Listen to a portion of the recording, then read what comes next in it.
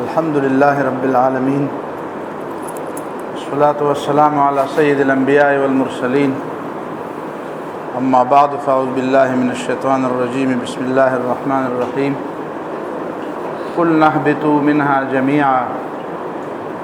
فإما يأتينكم مني هدى فمن تبع هداي فلا خوف عليهم ولا هم يحزنون صدق اللہ العظیم۔ یہ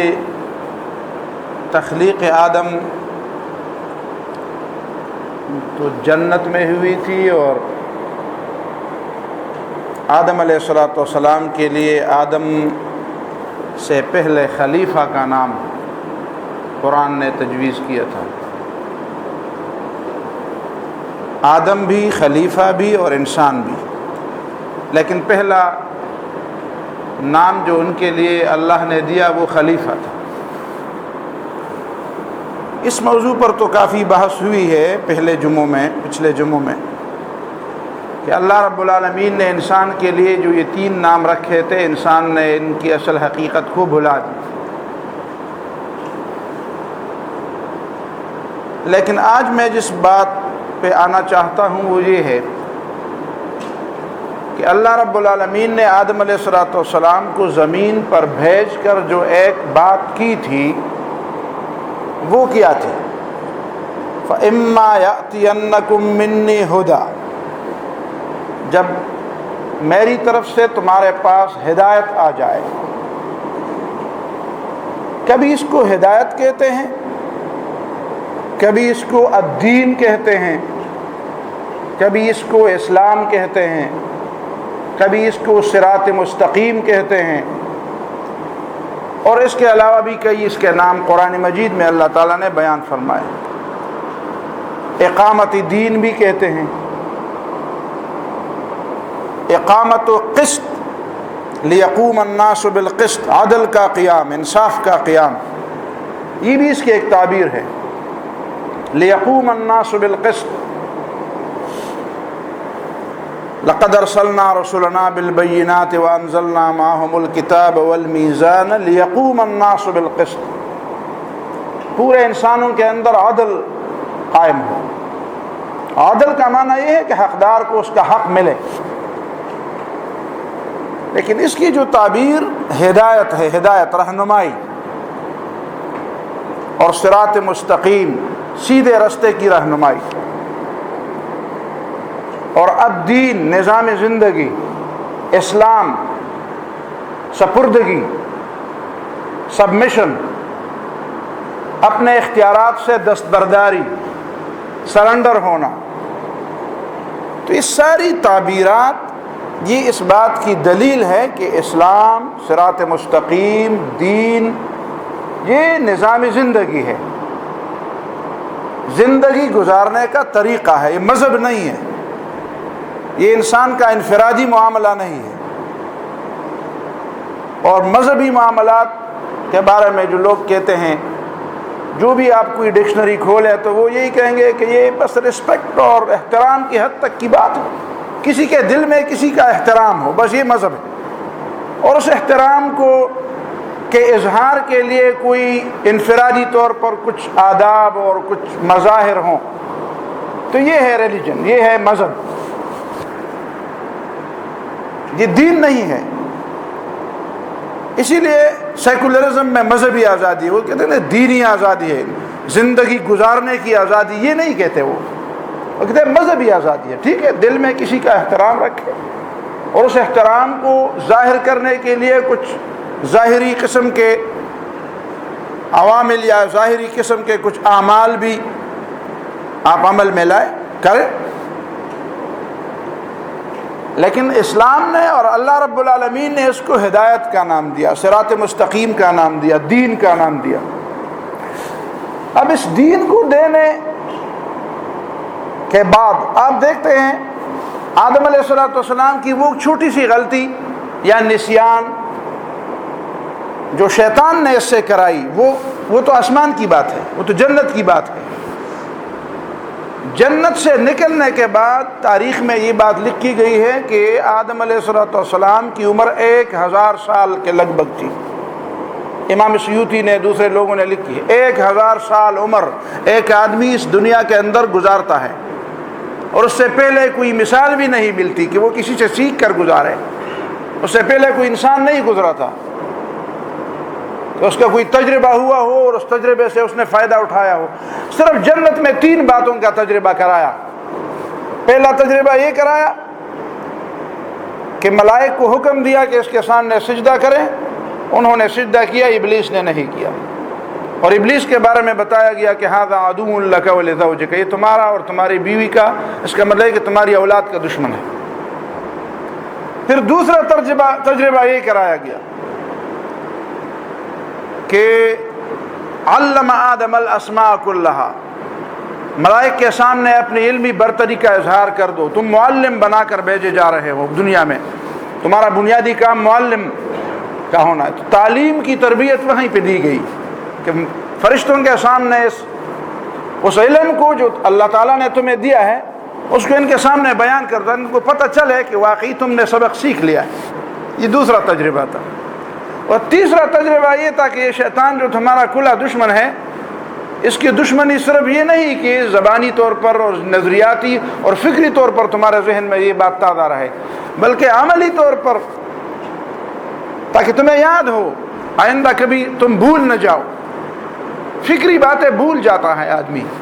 لیکن جو بات عمل میں آ جاتی ہے وہ پھر آدمی نہیں بھولتا۔ یہ اسلام کی کئی باتیں ہم سیکھتے ہیں، سکھاتے ہیں، لیکن پھر لوگ بھول جاتے ہیں۔ یہ حج کی باتیں لوگ کتابوں میں پڑھتے بھی ہیں، لیکن جب تک انہوں نے عملی حج نہیں کیا ہوتا ہے وہ ان کو پتہ ہی نہیں ہوتا کہ منا کیا ہے اور ترتیب کیا ہے اور مزدلفہ کہاں پہ ہے، عرفہ، اور اس کے درمیان ترتیب کیا ہے۔ اس لیے اللہ تعالیٰ نے عملی طور پر یہ چیز اس کو سمجھائی کہ دیکھو یہ شیطان تمہارا، یہ 3 چیزیں تھیں، بس یہ تجربہ لے کر وہ جنت سے نیچے اترے زمین پر اس سے پہلے کوئی تجربہ نہیں تھا، لیکن 1000 سال گزرنے کے باوجود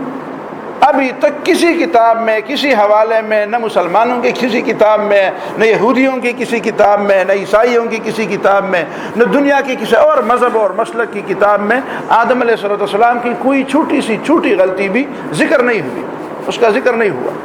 یہ اس بات کا ثبوت ہے